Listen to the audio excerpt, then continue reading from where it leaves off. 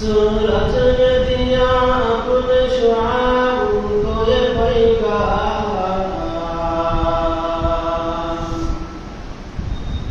सूरज ने दिया अपने शुआब को ये पैगाम दुनिया याद से जो कभी शान दुनिया याद से जो कभी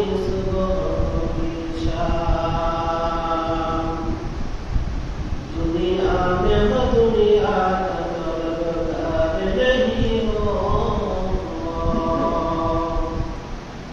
दुनिया में हो दुनिया का तलबगार नहीं हो बाजार से गुजर हो खरीदार नहीं हो बाजार से गुजर हो खरीदार मैं दूर हो मजबूर हो ऐसे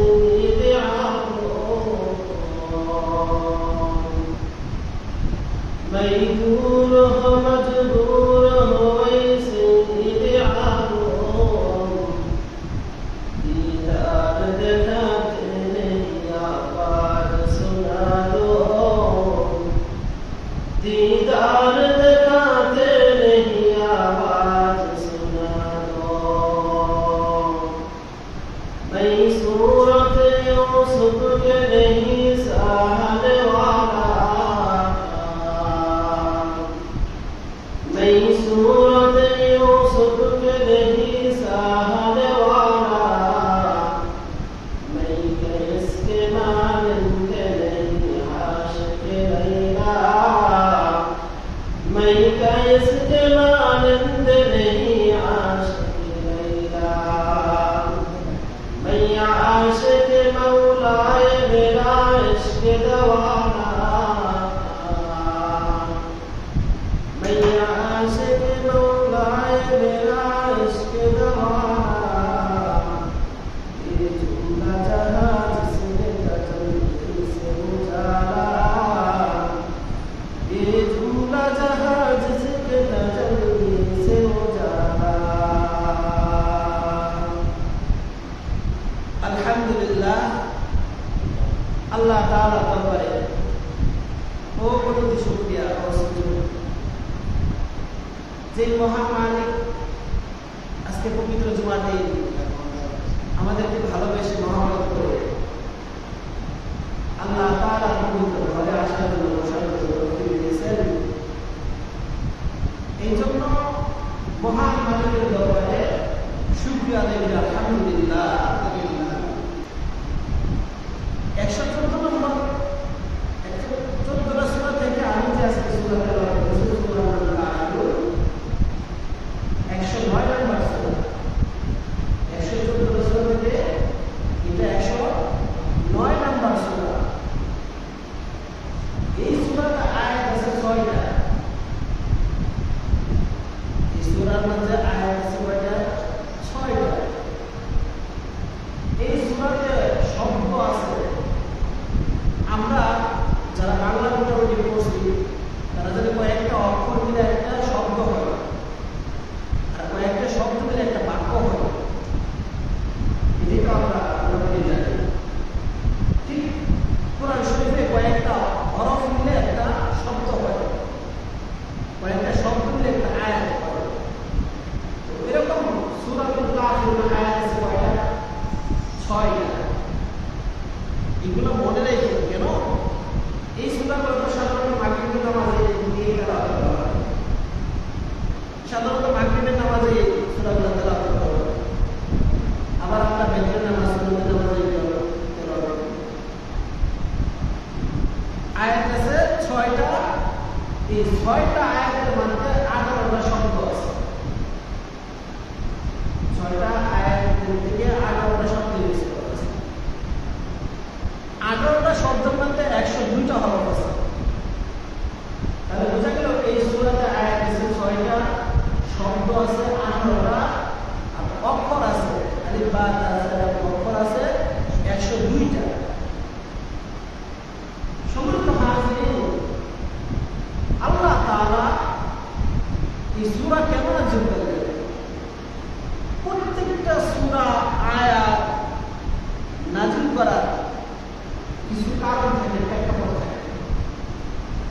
সূরাতুল কাফিরুন শুনে বোঝাই যেতেছে যে এটা মানে কাফেরদের সম্পর্কে নাজিল হয়েছে। কাফের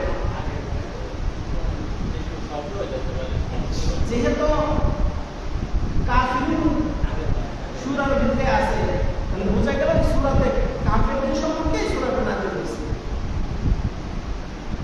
সূরাটা মক্কি, সূরাটা দুই ভাগে বিভক্ত, মক্কি এবং মাদানী। সূরাতুল কাফিরুন মক্কি, মক্কায় নাজিল হয়েছে। এখন এটার একটা প্রেক্ষাপট কেন নাজিল হইল?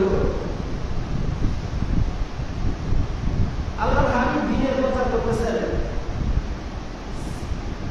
সিরাতুল এবং মিলাদুল সম্পর্কে কথা গেছে।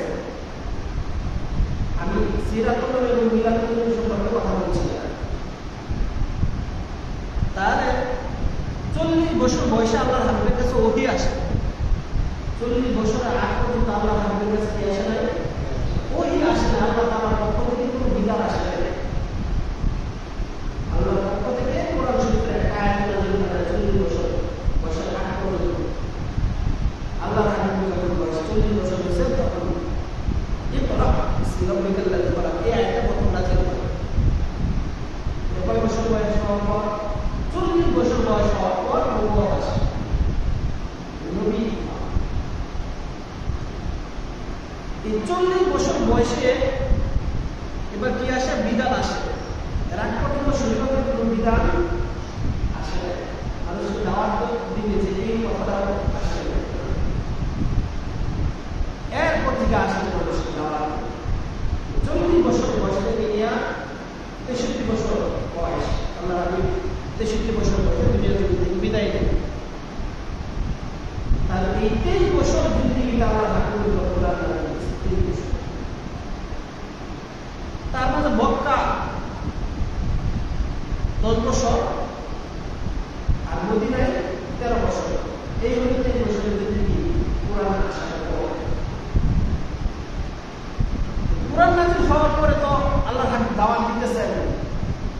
এবার কাফেররা বাধা দিতেছে, বিভিন্ন রকমের বাধা দিতেছে। যখন আর থামাইতে পারে না তখন একটা সমঝোতা আসতেছে। সমঝোতায় কি? মক্কার বেঈমান কাফেররা বলে মুহাম্মদ সাল্লাল্লাহু আলাইহি ওয়াসাল্লাম যে আমরা একটা চুক্তি চলে আসি। চুক্তিতে কি চুক্তি? এখন পারতেছি না কোনোভাবেই মুহাম্মদ রাসূলুল্লাহ সাল্লাল্লাহু আলাইহি ওয়াসাল্লামকে আটকাইতে পারতেছে না, দাওয়াতের কাজ বাধা দিতে পারতেছে না। বাধা দিতেছে কিন্তু মানুষ মানতেছে না। সাহাবায়ে কেরাম মুসলমান হইতেছে, মুসলমান হইতেছে, নতুন করে ভর্তি আসতেছে। আসো আমরা বসে একটা সমাপরামর্শ করি, একটা চুক্তিতে যাই। কি চুক্তি? যে তোমরা আমাদের দেব-দেবীর কিছুদিন ইবাদত করবা, উপাসনা করবা, আমরা তোমার রবের কিছুদিন উপাসনা করব। ভালো চুক্তি দিতেছে। এই আলোচনা চলতেছে। তোমরা 1 বছর আমাদের দেব-দেবীর পূজা করবা আর 1 বছর আমরা তোমার রবের ইবাদত করব। শয়তানি। তখন এই সূরাতুল কাফিরুন আল্লাহ তাআলা বললেন, জিবরাইল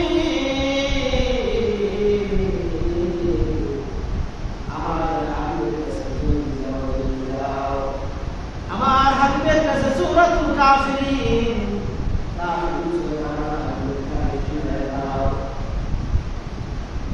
জিবরাইল আলাইহিস সালাম বলেন, বল ইয়া আইয়ুহাল কাফিরুন,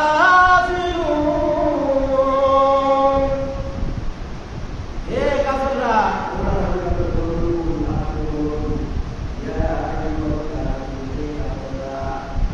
লা আ'বুদু, আমি ইবাদত করি না, তোমরা যে সমস্ত দেব-দেবীর উপাসনা করো আমি তার কি করি না, উপাসনা করি না। আয়াত নাযিল করে দিয়েছে আল্লাহর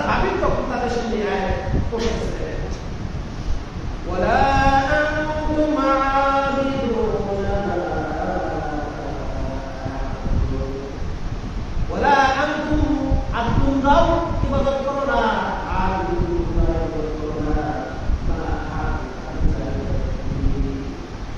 আমি যেই রবের উপাসনা করি তার ইবাদত তোমরা কি করো না, করো না। ওয়ালা আনা আবিদুন মা আ'বুদু, আমিও ইবাদতকারী নই, তোমরা যার কি করো উপাসনা করো। আনা মানে আমিও ইবাদতকারী নই, তোমরা যাদের উপাসনা করো। আবার ওয়ালা আনতুম আবিদুন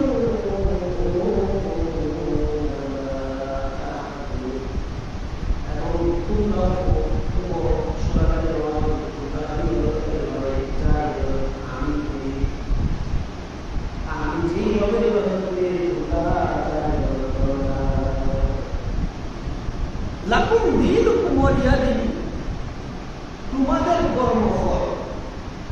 দিন দিনের একটা কর্মফল, দিন মানে কর্মফল। আপনি যেমন কর্ম করবেন তেমনই ফল পেবেন, যেমন কর্ম তেমন ফল। লাকুম দীনুকুম ওয়ালিয়া দীন, তোমাদের কর্মফল তোমরা পাইবে, আর আমাদের কর্মফল আমার কর্মফল আমি পাবো, তোমাদের কর্মফল তোমরা পাইবে। এই দিনের ব্যাখ্যা আমি সূরাতুল মাউনের মধ্যে বলছিলাম। সূরাতুল মাউন দিন কাকে বলে, আজকে শুরু কাজ দিয়ে আলহামদুলিল্লাহি রাব্বিল আলামিন আর রহমানির রহিম মালিকি ইয়াউমিদ্দিন, যিনি বিচার দিবসের মালিক, কর্ম দিবসের মালিক, যিনি সবার সমস্ত মানুষের তার কর্মের ফলাফল দেওয়া হবে। দিনের ব্যাখ্যা হচ্ছে তোমাদের ধর্ম তোমরা তোমাদের কর্মের ফল তোমরা পাইবা, আমাদের কর্মের ফল আমরা পাবো। এই হলো মোটামুটি আয়াতগুলো শুনাইয়া দিচ্ছেন। এখন তারা তো দেব দেবী পূজা করত,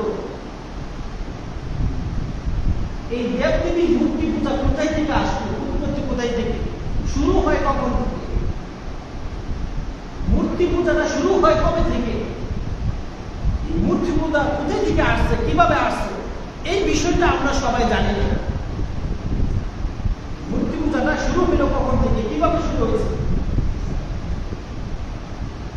আল্লাহ তাআলা যখন আদম আলাইহিস সালামকে দুনিয়াতে পাঠাইলেন, আদম আলাইহিস সালাম চলে যাওয়ার পর দুনিয়া থেকে 600 বছর পর,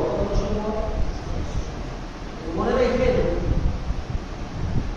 আমরা মুসলমান, আমরা ইসলামিক ইতিহাস না জানার কারণে, ইসলামিক ইতিহাস সম্পর্কে ধারণা না থাকার কারণে, গবেষণা না করার কারণে, না করার কারণে আমরা আজকে মুসলমান এমন জাতিতে পরিণত হয়েছি, সবচেয়ে পৃথিবীর মধ্যে দুর্বল জাতি বলা হয় মুসলমানদেরকে বলা হয়। এদের হাতে না আছে অস্ত্র, না আছে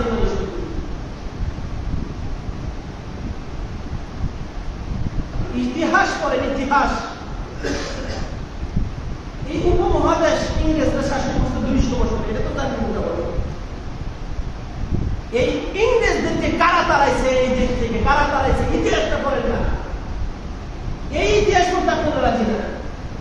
আপনারা হুমায়ুন কবির যে নাস্তিক বই লেখছে, উপন্যাস লেখছে, গল্প লেখছে, এইগুলোর পিছনে আমরা মুসলমানরা দৌড়াইতেছি, এইগুলো পড়তেছি।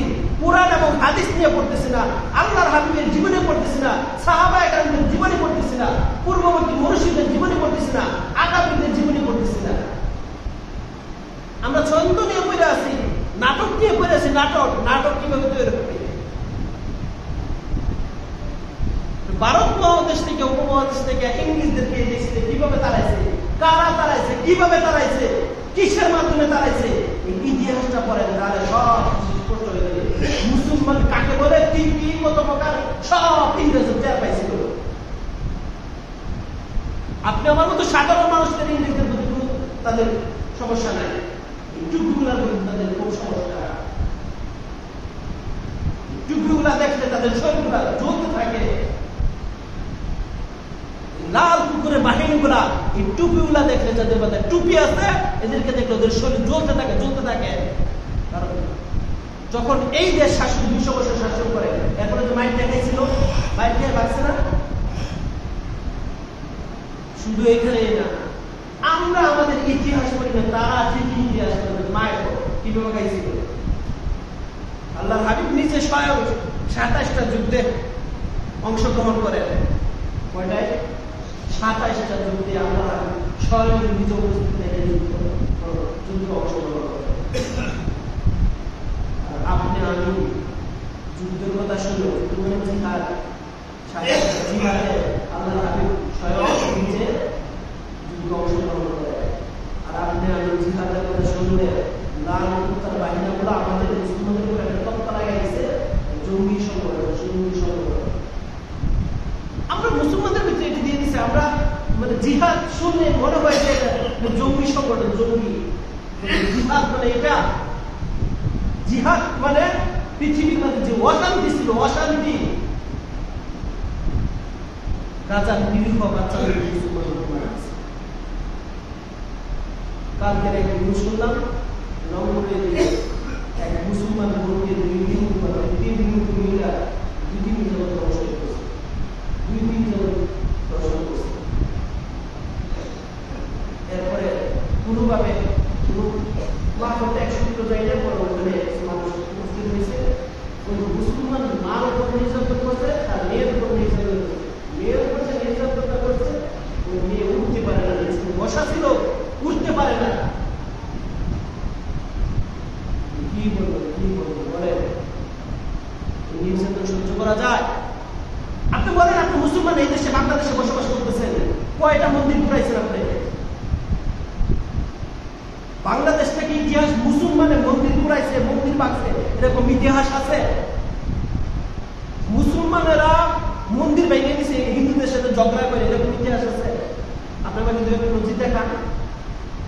কিন্তু ভারতে অসংখ্য মসজিদ বাংলা, অসংখ্য, একটা দুইটা না, অসংখ্য মসজিদ এখনো পর্যন্ত বাঙালি আছে। কার কোন ইতিহাস আমরা দুর্বল হয়ে গেছি? সাহাবায়ে দুর্বল হয়, 313 জন ছিল বদরের, আর ওই বিরুদ্ধে ছিল আবু জাহেল, উতবা, সাইবা, ইহুদিদের বাহিনী ছিল 1000-এর উপরে অস্ত্র শস্ত্র সজ্জিত। মুসলমান কি কিছু পাওয়া ছিল? 313 জন সাহাবায়ে কিছু পাওয়া ছিল? আমরা আমাদের পূর্বপুরুষদের ইতিহাস ভুলে গেছি। এত দূরে যেতে হবে না, আমাদের বাপ দাদার যে আদর্শ ছিল, ওইটা দিয়ে কিন্তু আমরা অনেক দূরে সরে যেতেছি। আমার বাবার যে আদর্শ ছিল, বাবার আদর্শ, ওইটাতে আমরা ভুলে যেতেছি।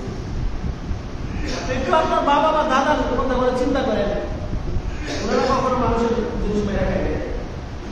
কারো বাড়িতে কোন সময় যদি দাওয়াত করে খাওয়াইছে, অন্যান্য ঝুঁকে নিয়ে যেতে আসছে, ওনারা একটু মানে খাওয়াইছে, বা ওনার পক্ষ থেকে কিছু খাওয়াইছে, সাইডা খাওয়াইছে, উনি ভাবতেছে আমি ওনার কাছে ঋণী থাকবো, ঋণ পরিশোধ করে আসে, ঋণী থাকবো না। কি আদর্শ ছিল, কি সোনার মানুষ ছিল আমাদের বাপ দাদারা, আর আমরা তাদের সন্তান। আমরা আজকে আমরা আজকে আমাদের জমির দিকে তাকাইলে, মাঠের জমি আছে, কৃষি কাজ করি, আয় ঠিক থাকে না, আয় ঠিক থাকছে না। বিটা জমি তো অনেক দূরের কথা, মাঠের যে জমি, মাঠে চাষের জমি, এই চাষের জমি আয় ঠিক থাকে না, অর্ধেক কেটে নিয়ে যায়। কোন সময় আয় মাঝে মাঝে ওরা আছে এখানে না ওখানে ছিল,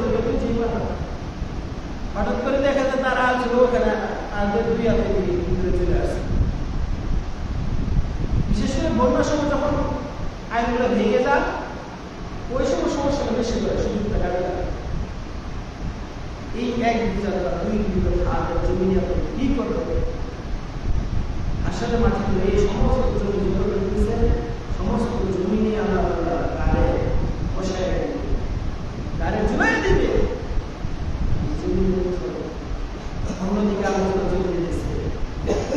মক্কার কাফেররা মোটামুটি আলোচনা করতেছে, তোমরা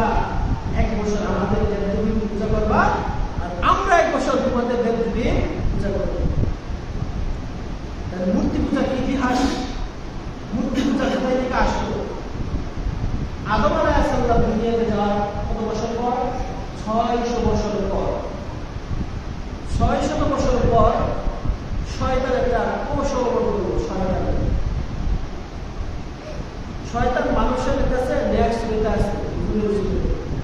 হুজুর বলতে মোটামুটি হুজুর ছাড়া তো মোটামুটি মুসলিমদেরকে ধোকা দিতে পারে না। আমাদের মতো হুজুর ছাড়া আমাদেরকে ধোকা দিতে পারবে, মেয়েদেরকে নিয়ে নানাসানাসি করতে পারবে?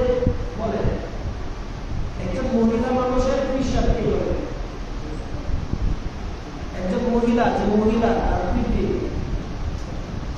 মহিলাদের হুকুমটা আছে যে যদি মহিলাকে শ্রদ্ধা করে আল্লাহর পরে কারো শ্রদ্ধা করার হুকুম দিত, মহিলাকে যদি আল্লাহর পরে শ্রদ্ধা করার হুকুম দিত, মানে সবচেয়ে বেশি সম্মান করার হুকুম দিত আল্লাহ তাআলা, না তার মহিলাদেরকে তার স্বামীকে শ্রদ্ধা করার হুকুম দিত।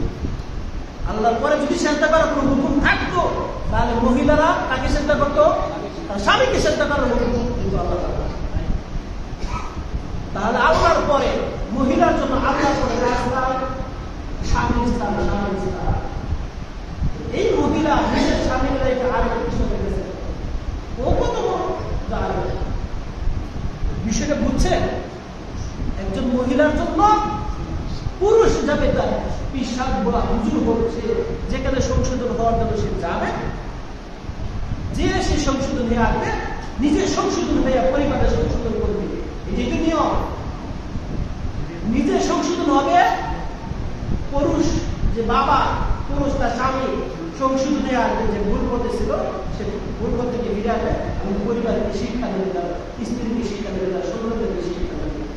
এইভাবে পুরুষ যাওয়ার অনুমতি আছে, মহিলা যাওয়ার অনুমতি নাই। মহিলা ভিতরের জিনিস, মহিলা ভিতরের জিনিস, মহিলা বাহিরের জিনিস না। সাহাবায়ে কেরামের ইতিহাস তালাশ করে দেখেন, আল্লাহর হাবিবের কাছে মহিলারা কে বসতো? মহিলারা কে বসতো? বলেন সাহাবায়ে কেরাম, যাদের স্বামী ছিল না তাদের কথা ভিন্ন, যাদের স্বামী নাই তাদের যে মাহরাম পুরুষ আছে তারাকে শিখাবে, তারা শিখাবে। বিষয়টা ক্লিয়ার? যে সমস্ত মহিলার স্বামী নাই তারা কি করবে? তারা তাদের মাহরামদেরকে বলতো, হয়তো বড় ভাই পাঠাবে অথবা নিজের বাপের পাঠাবে, এরকম মাহরামকে পাঠাবে, সে জানিয়ে আসবে, তাকে জানাবে। বিষয় ক্লিয়ার হয়েছে? তারপরে মহিলা যাওয়ার অনুমতি নাই। শয়তানের ঢুকা কত বছর পর? আদম আলাইহিস সালাম দুনিয়া থেকে যাওয়ার 600 বছর পর নেক্সট সূরাতে আছে। কিসের সূরাতে? নেক্সট সূরাতে গুলো তো বুঝতেছেন না, সাধারণ ভাষা আসছে, সাধারণ ভাষা আসতে শুনবে না। এই জন্য আয়েশা প্রথমে ডায়লগ দিতেছেন যে তোমাদের মধ্যে যারা আছো, যারা নেক আমল করতেছো, দিনের পথে চলতেছো, ভালো কাজ করতেছো, তারাই জান্নাতে যাইবা। আর যারা দুনিয়াতে অন্যায় করতেছো, আল্লাহর হুকুম পালন করতেছো না, তারা জান্নাতে এরকম কিছু কিছু শয়তান পীর আছে, এরকম ডায়লগটা দেয়। এরপরে কিছুদিন পরে শুরু হয় তার শিরকি কার্যকলাপ।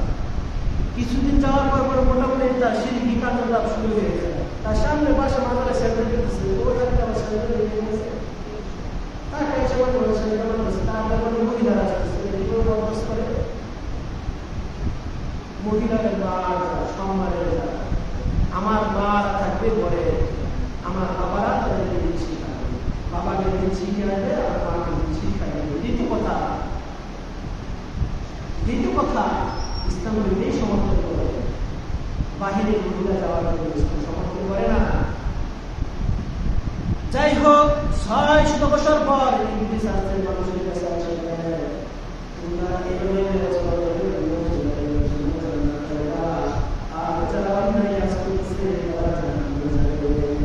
ইংলিশের স্বভাব। কিছুদিন পরে আবার আসছে, যেতে যাওয়ার পর এবার ইংলিশ আসছে, তোমরা যে সমস্ত নাচ করো, নবীদের ওদের সঙ্গে নবীদেরকে রাখা হয়। তোমরা যদি নবীর যুগে থাকতা, নবীদেরকে দেখে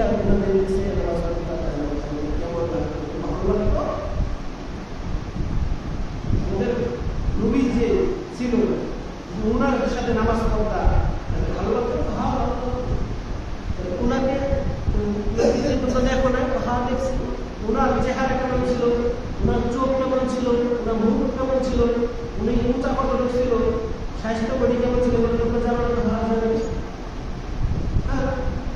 তাহলে যদি ওনার একটা আকৃতি আইবে, ওনার একটা ভাস পর্যায়ে সর্বপ্রথম আসে, শয়তান তাদেরকে কোন তাফসীর আছে, শয়তান তাদেরকে একটা ভাস করতে পারে, অথবা শয়তান তাদেরকে উস্কায় দেয়, তোমরা তাদের একটা ভাস করতে পারো। তোমরা তো দেখতেছো না, যদি সামনে রেখা করো, যদি সামনে রেখা করো তাহলে আরো ভালো লাগবে না? হ্যাঁ, যদি ওনাদেরকে সামনে রেখে মনোযোগ বেশি বাড়বে, তারা এইভাবে এইভাবে নামাজ পড়ছে, আল্লাহ হুকুম পালন করছে, এই জন্য তারা আল্লাহ তাআলার কাছে চলে গেছে।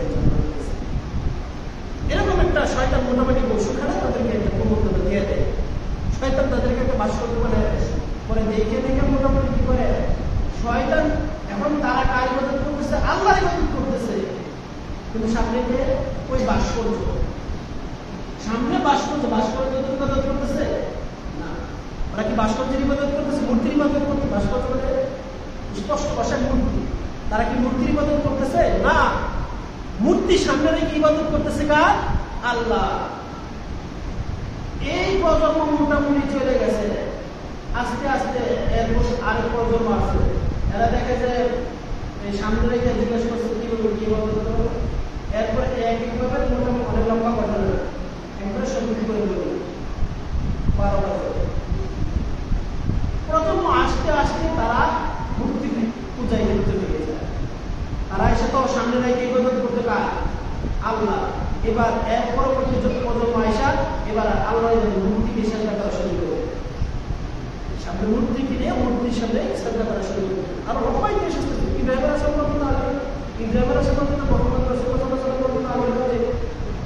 প্রস্তাব দিচ্ছে না মূর্তির 1 বছর মূর্তি ইবাদত করবা।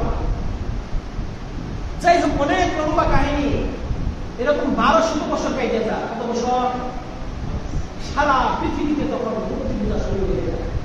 ইবলিসের নেক্সট সুবিধা এসে ঢুকা দিছিল না, ইবলিসের তো নেক্সট সুবিধা এসে ঢুকা দিছে। ফার্স্টের কথা কি ছিল? তোমরা বলতে যারা মোটামুটি ইবাদত করতেছে, আল্লাহর ইবাদত করতে, তারা জান্নাতে যাইবা, আর যারা অপকর্ম করতে তারা জাহান্নামে যাবে। এইভাবে চলো, এইভাবে চলো। এরপর শুরু করতে এটাকে সামনে রেখে দিব, মানে পূর্ববর্তী যারা ছিল সামনে রেখে করে তারা বেশি আকর্ষণ পাবে না ইবাদতে। এইভাবে মোটামুটি মূর্তিগুলা পূজা শুরু হয়ে যায়। 1200 বছর পর নূহ আলাইহিস সালাম আল্লাহ তাআলা সারা পৃথিবীতে তখন মূর্তির ঘোষণা চলতেছে। আল্লাহ তাআলা তখন নূহ পয়গম্বরকে পাঠান। নূহ আলাইহিস সালাম 950 অনেক লম্বা থেকে 950 বছর দাওয়াত দেন। এই 950 বছর দাওয়াত দেওয়ার পর 40 জন মানুষ, 40 জন, শুধু একটা বর্ণনা করতেছে, কয়েকটা রেওয়ায়াত আছে, সকলের রেওয়ায়াত যেটা প্রাধান্যযোগ্য, এটা 40 জন মানুষ মুসলমান হয়েছে। সারা পৃথিবীতে কয়জন মানুষ মুসলমান? 40 জন মানুষ মুসলমান। 950 বছর পর আল্লাহ তাআলা আমি মানুষের অগ্রসর হতে চাই, আর পৃথিবীর কোনো মানুষ ঈমান আনবে না। এই কথা কি বলছেন তার কাছে? আল্লাহ নূহ আলাইহিস সালাম জানাইছেন পৃথিবীর আর কেউ ঈমান আনবে না। উনি 950 বছর যে দাওয়াত দিচ্ছেন, এই দাওয়াত আপনাকে কাজ থেকে গেছে। এখন অনেকে তাকবীর পছন্দ করে না, উনি তাকবীর করতে না, নূহ আলাইহিস সালাম তাকবীর করতে না। কিছু শয়তানের দল আছে মসজিদে তাকবীর করতে পিকনিক করতে আসে, তাতে দিনের কাজ করতে আসে, দাওয়াত দিতে আসছে। এখন মসজিদের সামনে শুয়ে থাকাটা দেখো, মানুষের বিরুদ্ধে হাত বুলায় বলে মসজিদে নিয়ে আসে, এটা দেখো না? তুমি নামাজের 5 মিনিট বা আধা ঘন্টা আগে চলে আসছো, তুমি নামাজ পড়লা, নামাজের আজানের সময় আছে আধা ঘন্টা, তুমি দাওয়াত দিয়ে নিজের কাজ করে শুয়েছে, মসজিদে হয়তো বাইরে এক পাশে শুয়েছি, শুয়ে গেছি, কবে শুয়েছি, বলতেছে পিকনিক। তুমি আধা ঘন্টার কাজ একটা সারাদিন যে মানুষের হাত বুলায়া এখানে দিন ছিটল, মসজিদের দিন ছিটল, এটা তো দেখো ভূমিকা না? যাই হোক, নূহ আলাইহিস সালামকে আল্লাহ তাআলা পাঠালেন 950 বছর দাওয়াত দেন। 950 বছর দাওয়াত দেন, নূহ আলাইহিস সালাম দাওয়াত দেন। মানুষগুলা দাওয়াত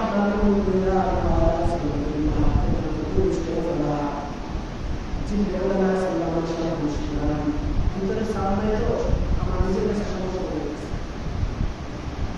সামনে ভিতরে সামনে নূহ আলাইহিস সালাম 9.5 বছর দাওয়াত দিলেন। জিবরাইল আলাইহিস সালাম মুশকিল হলেন, মুশকিল হওয়ার পর নূহ আলাইহিস সালাম বললেন, ও আল্লাহর ফেরেশতা জিবরাইল, আগামী দাওয়াত করতে ছিল। জিবরাইল আলাইহিস সালাম বললেন, গতকাল যায় না একটা আদায় করেছেন, দিনের দাওয়াত দিয়েছেন, কালিমার দাওয়াত দিয়েছেন, আগামী কাল কাজ আগামীকাল একই কাজ কালিমার দাওয়াত। এইভাবে 950 বছর দাওয়াত দিতে লাস্ট পর্যায়ে রব্বি লা তাযার আলাল আরদি মিনাল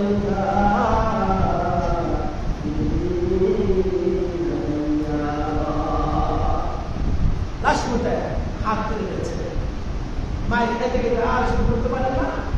আল্লাহ তাআলা জানাই দিয়েছেন আর ইমান আনলেও এবার হাত তুলছে যে আপনার জমিনে, আপনার এই পবিত্র জমিনে একটা কাফেরকে আপনি ছেড়ে দেন না। যদি এদেরকে আপনি ছেড়ে দেন, সমস্ত পৃথিবীতে তারা নৈরাজ্য তৈরি করবে, সারা পৃথিবী অন্যায় দ্বারা একটা বিমানকে আপনি আপনার জমিনে এভাবেই ছেড়ে দিয়ে দেবেন। আল্লাহ তাআলা বললেন যে ঠিক আছে, নূহ আলাইহিস সালাম কবুল করলেন। নূহ আলাইহিস সালাম বললেন নৌকা বানাইতে, নৌকা বানাইতে, নৌকার মধ্যে কয়টা মানুষ নেই, জাহাজ 40 জন লোক মুসলমান হয়েছে। এবার বললেন 40 জন লোকের জন্য একটা জাহাজ তৈরি করো, জাহাজ।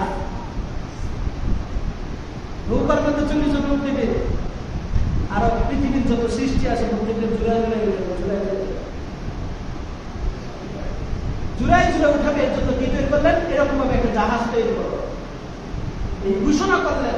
নূহ আলাইহিস সালাম তার জাতিকে বললেন যে তোমরা যদি ঈমান না আনো আল্লাহ তাআলার গজব চলে আসবে, ঘোষণা দিয়ে দিলেন। তারা আয়েশা হাসি ঠাট্টা করছে, কবে তোমার কবে আযাব আসবে? আল্লাহ তাআলার কাছে নূহ আলাইহিস সালাম বললেন যে এটা নিদর্শন কি? আল্লাহ তাআলা বলেন যে উনুন বা চুলার তল থেকে পানি বের হবে, তখনই আযাব চলে আসবে। এদেরকে নূহ আলাইহিস সালাম আযাবের কথা শোনায় দিলেন, আর এরা এসে হাসি ঠাট্টা করে। আল্লাহ তাআলা এদিকে আবার নূহ আলাইহিস সালামকে বের করতে বলেন, জাহাজ তৈরি করতে বলেন। এখন এই নূহ আলাইহিস সালাম এই ঘোষণা করার পর যে আযাব আসবে এটা নিশ্চিত, আল্লাহ তাআলা সাথে সাথে নিজের আযাব ওই নূহ আলাইহিস সালাম ঘোষণার 20 বছর পর আল্লাহ তাআলা দিয়েছেন। এখানে সূক্ষ্ম বিষয় হলো যে আল্লাহ তাআলা ঘোষণার 20 বছর পর কেন প্লাবন দিয়ে সব পৃথিবীর বিমানদেরকে ধ্বংস করলেন? বুঝে 20 বছর পরে কেন? ঘোষণার কত বছর পর?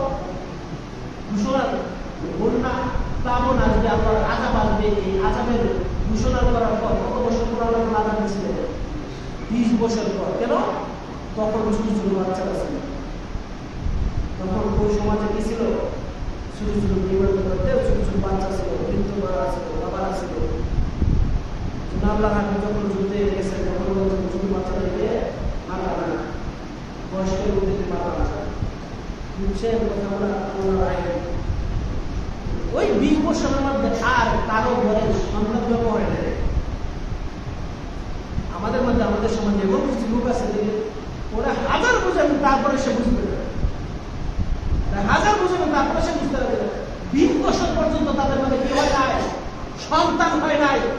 যে ছোট ছোট বাচ্চা করে ছিল সেগুলো বালেগ উপনীত হয়ে গেছে। বালেগ উপনীত হওয়ার পর আল্লাহ তাআলা 20 বছর ধরে দাওয়াত দিয়েছে। এটা মানে এই দাঁড়ায় যে ছোট ছোট বাচ্চাদেরকে কি করা যাবে না? হত্যা করা যাবে না, বৃদ্ধ মানুষদেরকে হত্যা করা যাবে না। আজকে ইসরায়েল গাজায় কি করতেছে? এখন তো সাময়িকের জন্য যুদ্ধবিরতি দিচ্ছে, এখন সাময়িকের জন্য ছোট ছোট বাচ্চাদেরকে মারতেছে, বৃদ্ধদেরকে মারতেছে। এটা কি আইনে আছে? আল্লাহ তাআলা আগে আরো হাজার হাজার বছর আগে জানিয়েছেন যে ছোট ছোট বাচ্চাদেরকে মারা যাবে না, এগুলোর কোনো অপরাধ নাই, এগুলো তো মাসুম। ছোট ছোট বাচ্চারা তো মাসুম। আর বৃদ্ধ বাবারা কি করবে? যারা বৃদ্ধ হয়ে গেছে চলতে পারে তারা কি করবে তোমাদের বিরুদ্ধে? তারা নিজেই তো চলতে পারে না, নিজেকে মানা নিষেধ। যাই হোক, 20 বছর পরে আল্লাহ তাআলা প্লাবন দিয়েছিলেন, নৌকা জাহাজ বানাতে বলছেন, জাহাজ তৈরি করছেন, জাহাজকে এবার উঠাইতেছেন। এবার সিংহ মামা করি না আমরা, সিংহ মামাই করি, সিংহরে কিন্তু বলছে সিংহ আসছে। নূহ আলাইহিস সালাম বলতেছেন যে সিংহরে যদি উঠাই তো বাঁচাকার করে ফেলবে নৌকা করে জাহাজের মাঝে। আল্লাহ তাআলা বললেন, ও আমার পয়গম্বর, ও সিংহের মাথায় হাত দিয়ে, সিংহের মাথায় হাত দিয়ে দেখেন, সিংহের মাথা গরম। আল্লাহ তাআলা বললেন, ও আমার পয়গম্বর, সিংহের মাথা গরম হলে আমি সিংহের জ্বর দিয়েছি।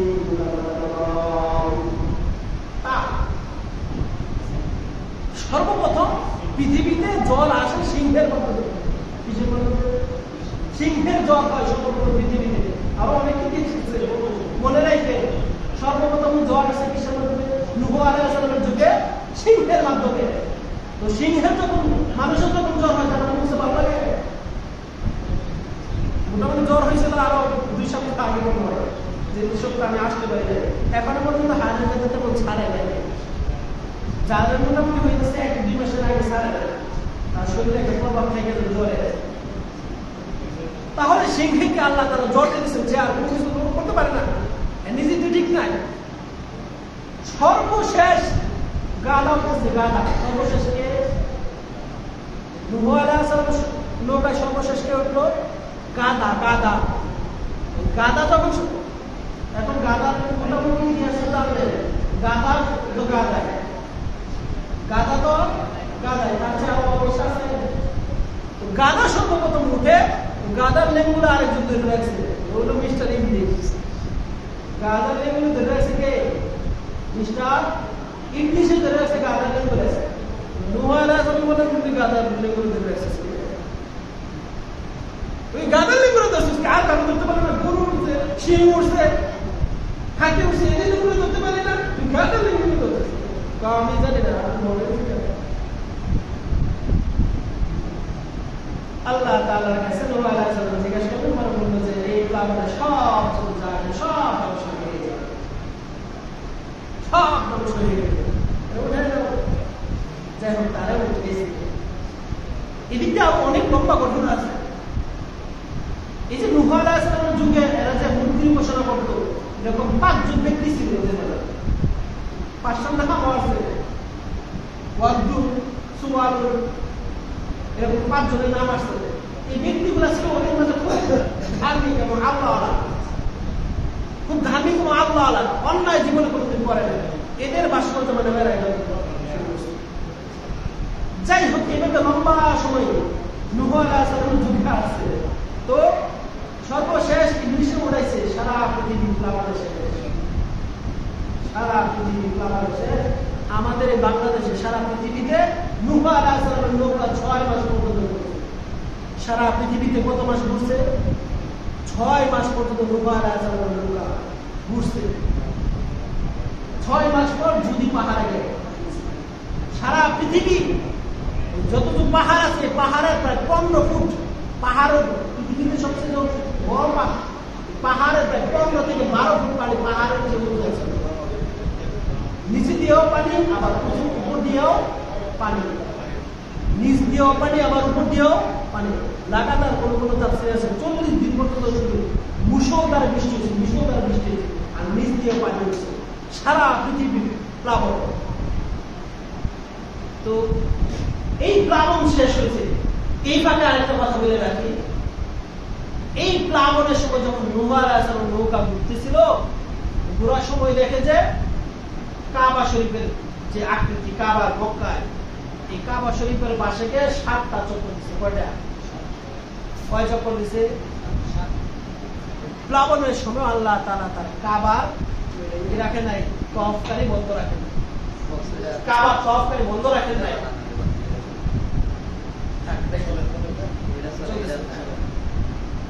কাবা তওয়াফ করতেছে। এরকম ভাবে নূহ আলাইহিস সালাম নৌকা, যার নৌকা আর হয়েছিল, প্রতিদিন এসে 7 চক্কর দিয়ে যেত। সারা পৃথিবী চলে, তারপর আল্লাহ তাআলার গর্ত অফকারে কি ধরে যায় বন্ধ। করোনার সময় সারা পৃথিবীর মানুষ স্তব্ধ, বন্দি, পাখিরা এসে আল্লাহর গর্ত অফ করছে, দেখছেন এগুলো? পাখিরা পর্যন্ত আল্লাহর গর্ত, আল্লাহর গর্ত কোনদিন খেয়ে যাবে না। 24 ঘন্টা আল্লাহর গর্ত অফ হইতে থাকে। মক্কায় গিয়ে দেখেন 24 ঘন্টা তো অফ হয়, 1 মিনিটের জন্য খালি পাবে না। হাজার হাজার মানুষ তো অফ করতে আছে, 1 মিনিটের জন্য তো অফ করে খালি পাবে। যাই হোক, নূহ আলাইহিস সালাম বাইরেটা নূহ আলাইহিস সালাম এবার প্লাবন শেষ। সর্বপ্রথম আল্লাহ নূহ আলাইহিস সালাম কাককে পাঠাইছেন যে অবস্থা দেখে আসো, পানি কোথায় কতটুকু কি আছে, কোনটা শুকিয়ে গেছে। কাক আসছে, আয়সা কাক আর যায় না, আমরা অনেক কিছু একটা খবর হতে পারে না। ও কাক আয়সা, কাক যায় না। এরপরে নূহ আলাইহিস সালাম কবুতরে পাঠাইছে, খবর নিয়ে আসো কি করতেছে, অবস্থা কি জমিনের। কবুতর এসে খবর দিচ্ছে জমিনের পানি শুকিয়ে গেছে। এর কিছুক্ষণ পরে কাক আসছে, কাক আসলে পরে দেরি করলি কে, তুই দেরি করলি কে, কখন গেছো, তোর পরে গেছে কবুতর এসে সংবাদ দিয়ে দিচ্ছে তুই কখন গেছো। পরে তো জমিনে গিয়ে দেখি পরা পচা গরু, মরা গরু পচিয়ে রয়েছে, রূপ সামলাইতে পারছি, সামলাতে পারি না, রূপ সামলাতে পারি, ওটা খাইছি, খাইতে দেরি হয়ে গেছে। নূহ আলাইহিস সালাম বলছিল যে কাক তুমি মানুষের সমাজে বসবাস করতে পারবে না, তোমার বসবাস মানুষের সাথে হবে না। কবুতরের বসবাস কার সাথে হবে? মানুষের সাথে হবে। এই জন্য যারা কবুতর পালি তারা নিজে একটা ঘরে থাকে, কবুতরের জন্য আরেকটা খুব পালে, ঠিক কিনা? মানুষের সাথে থাকে না। এই ফাঁকে আরেক আজকে ইতিহাসটা এই ফাঁকে আরেকটা ঘটনা হয়েছিল। এই ফাঁকে এক বুড়িয়ে দাওয়াত দিয়েছিল যে বন্যা আসবে। বুড়ি বললেন নূহ পয়গম্বর যখন আপনার বন্যা আসবে আল্লাহর পক্ষ থেকে আযাব আসবে, আপনার মাথায় উঠেন। নূহ আলাইহিস সালাম ওই বুড়িমাকে সংবাদ দিতে ভুলে গেছেন, প্লাবন শেষ। নূহ আলাইহিস সালাম ওই বুড়িমাকে দেখতেন যে অবস্থাটা কি, সারা পৃথিবী ডুবে সব কিছু শেষ। ওই বুড়ির বাড়িতে গেছেন, বুড়ির বাড়িতে গিয়ে দেখেন বুড়ি উঠান ঝাড়ু দিতেছে, সুবহানাল্লাহ, উঠান ঝাড়ু দিতেছে বুড়ি, অথচ সারা পৃথিবী প্লাবনে শেষ। এই দৃশ্য দেখে নূহ আলাইহিস সালাম অবাক হয়ে গেছেন। বুড়ির নিতে তো ভুলে গেছে গা, আর সারা পৃথিবী দিকে শেষ। মানে বুড়ির বাড়ি দেখতে আসেন, অবস্থা রেখে বুড়ির বাড়ি প্লাবনে তো সবকিছু শেষ, বুড়িও শেষ। আয়েশা দেখেন জল দিতেছে। এবার নূহ আলাইহিস সালামকে বুড়ি দেখে বলে নূহ তোমার প্লাবন আসার কি সময় হয়ে গেছে? বুড়ি জিজ্ঞাসা করে ও গো পয়গম্বর নূহ তোমার প্লাবন আসার কি সময় হয়ে গেছে, তুমি কি আমাকে দিতে আসছো? নূহ আলাইহিস সালাম আল্লাহ তাআলার জমিনে সাজদা করে বলতেছেন আল্লাহ সারা পৃথিবী প্লাবনে শেষ করে দিয়েছ, সারা পৃথিবী শেষ করে দিয়েছ, অথচ এই বুড়ির জানে না প্লাবন কখন হয়েছে। আল্লাহ তুমি যে রক্ষা করার মালিক, তুমি যে বাঁচানোর মালিক, আমার 100 বুঝে আসছে নি সেটাই করে আল্লাহ শুকরিয়া আদায় করি। চিন্তা করছেন সারা পৃথিবী প্লাবনে শেষ, আর বুড়ি জানেই না প্লাবন কখন হয়েছে। হেফাজত করার মালিক কে? এইভাবে মোটামুটি চলে আসছে নূহ আলাইহিস সালামের যুগ শেষ। অন্যান্য নবীর যুগ আসছে, সালেহ আলাইহিস সালাম, সামুদ আলাইহিস সালাম, লম্বাই চেষ্টা যাবে না। যাই হোক, এভাবে মূর্তির পূজা তাহলে শুরু হয়েছে কত বছর আগে? আদম আলাইহিস সালাম দুনিয়া থেকে বিদায় হয় 600 বছর পর। 600 বছর পর আরো 600 বছর এরকম অতিবাহিত হয়েছে, সারা পৃথিবী তখন মূর্তি পূজা। তখন আল্লাহ তাআলা কারে পাঠাইলেন? নূহ নবীকে পাঠাইলেন। নূহ আলাইহিস সালাম এসে দাওয়াত দিলেন, মুসলমান এসে মোট কয়জন কালিমা পড়ছে? কয়জন? 40 জন। এই 40 জন মোটামুটি দুনিয়াতে। এরপর আবার শয়তান এসে ওই যে 40 জনের মধ্যে একটা তো প্রভাব ছিল মূর্তি পূজা, মূর্তি পূজা থেকে ফিরে সিস্টেম গ্রহণ করছে। এরপরে শয়তান এসে আবার এদের মধ্যে তো সবাই মুসলমান, এরা জান্নাতি। এরা যখন মৃত্যুবরণ করছে শয়তান এসে তাদের পরবর্তী প্রজন্মকে ধোঁকা দিচ্ছে, তোমাদের বাপ-দাদা এরা কেমন ছিল, এরা তো জান্নাতি মানুষ, নূহ আলাইহিস সালামের হাতে কালিমা পড়ে মুসলমান হয়েছে। এরা তো আর অন্যায় করে নাই, এদের জিন্দেগি তো ভালোভাবে চলে গেছে। তাদের সন্তানরা বলছে আমাদের বাপ-দাদা কেমন ছিল, এত ভালো ছিল। আবার আবার এদের ভাস্কর্য, আবার আকৃতি, সামনে প্রথম আকৃতি, এরপরে ভাস্কর্য। তাসাসুল আম্বিয়া, এখানে এই ঘটনাগুলো পাই সুন্দরভাবে বিস্তারিত লেখা আছে। তাসাসুল আম্বিয়া কয়েক খন্ডে বইটা লিখিত আছে, ওইটা মধ্যে সুন্দর করে পাবেন। এরপরে আছে ইব্রাহিম আলাইহিস সালামের যুগে, তো সবাই জানে ইব্রাহিম আলাইহিস সালাম আয়েশা সব মূর্তির ভেঙে বড় রেখা চলে রাখছে, মনে আছে? যাই হোক, এভাবে মূর্তির ইতিহাস চলে আসে। তাহলে মূর্তি পূজারী যারা, এদের কোন ধর্মের ভিত্তি আছে? মূর্তি পূজারী যারা, তাদের কোন ধর্মের ভিত্তি আছে? আল্লাহ তাআলার কাছে একমাত্র ধর্ম হইল ইসলাম। ইসলাম ছাড়া পৃথিবীতে আর কোনো কিছু নাই, ধর্ম নাই। আজকে ওইদিকে নূহ আলাইহিস সালাম ঘটনা শেষ করি, কারণ সূরাতুল কাফিরুন তাফসীরে হাশরের মাঠে আল্লাহ তাআলা যখন সমস্ত মানুষকে দাঁড় করাবেন, এর মধ্যে নূহ আলাইহিস সালামের কওমরা যে প্লাবনে যারা ধ্বংস হয়ে যেতে দাঁড় করাবেন, এদেরকে দাঁড় করায় বলবেন যে তোমাদের কাছে আজকে তোমরা যে জাহান্নামের দ্বারপ্রান্তে দাঁড়ায় আছো, হাশরের মাঠে দাঁড়ায় আছো। কেন?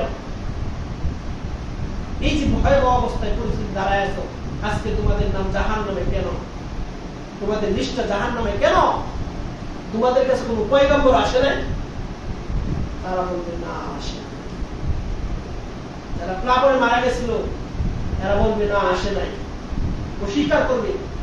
আল্লাহ তাআলা নূহ আলাইহিস সালামকে বলবেন আপনি সাক্ষী দেন, এটা তো আপনার বিরুদ্ধে বলতেছে, মানে কি এদের কাছে কোন কালিমার দাওয়াত দেন নাই?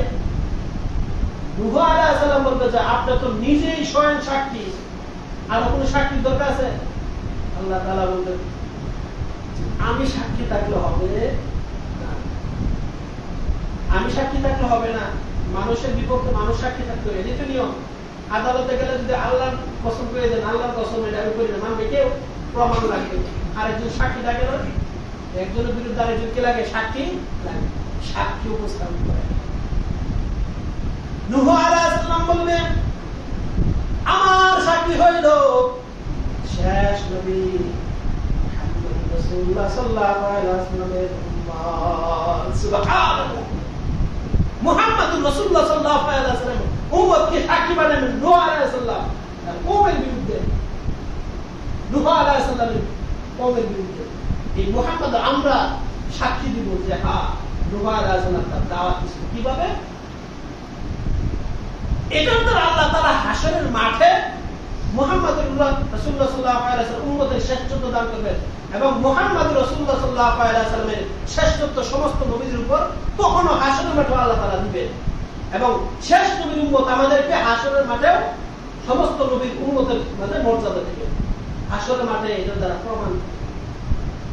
এবার উম্মতেরা বলবে কি যে আপনার যে আমাদের কাছে আপনার নবী পাঠিয়েছেন মুহাম্মদ রাসূলুল্লাহ, তিনি তো সত্য, হ্যাঁ, যে আপনার কোরআন এটা সত্য কিনা? হ্যাঁ সত্য। এই জন্য তো আমরা ঘোষণা করছি। নূহ আলাইহিস সালাম কত বছর দাওয়াত দিছিল?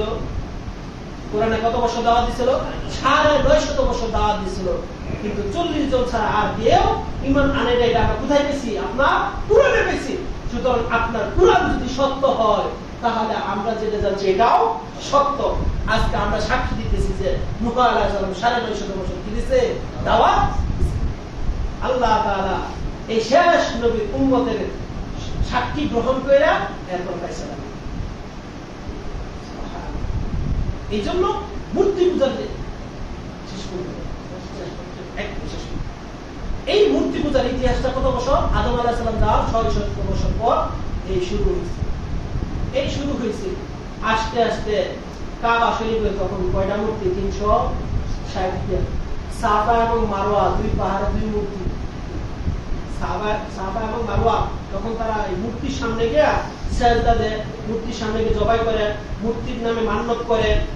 বুঝছেন ব্যাপারটা? তখন মুহাম্মদ রাসূলুল্লাহ সাল্লাল্লাহু আলাইহি ওয়াসাল্লাম তাদের মাঝে উপস্থিত। এবার দাওয়াত দিতেছে মুহাম্মদ রাসূলুল্লাহ সাল্লাল্লাহু আলাইহি ওয়াসাল্লাম, তারা দাওয়াতের কাজে বাধা দিতেছে। কেমন অত্যাচার করছে এগুলো তো শুনছেন, কত অত্যাচার করছে শুনছেন। এগুলা অত্যাচার করতে করতে আল্লাহর হাবিব মদিনা থেকে মক্কা থেকে মদিনায় চলে গেছেন, সাহাবা-এ-কেরামদের কত কত অত্যাচার করছেন। লাস্ট পর্যায়ে তারা কি বলতেছে যে তোমরা আমাদের দেবদেবীর এক বছর ইবাদত করবা আর আমরা তোমাদের রবের এক বছর ইবাদত করব। তো আল্লাহ তাআলা জানাই দিয়েছেন, ঘোষণা দিয়ে দিয়েছেন যে তোমরা যাদের ইবাদত করতেছ তা ইবাদতকারী মুহাম্মদ রাসূলুল্লাহ সাল্লাল্লাহু আলাইহি ওয়াসাল্লাম না, তোমরা তোমাদের ইবাদত করো, আমি আমার রবের ইবাদত করতেছি। সুতরাং এই কথা দ্বারা আরেকটা কথা স্পষ্ট, হিন্দুরা তাদের পূজা করবে, ওই পূজার মধ্যে মুসলমান যেতে পারবে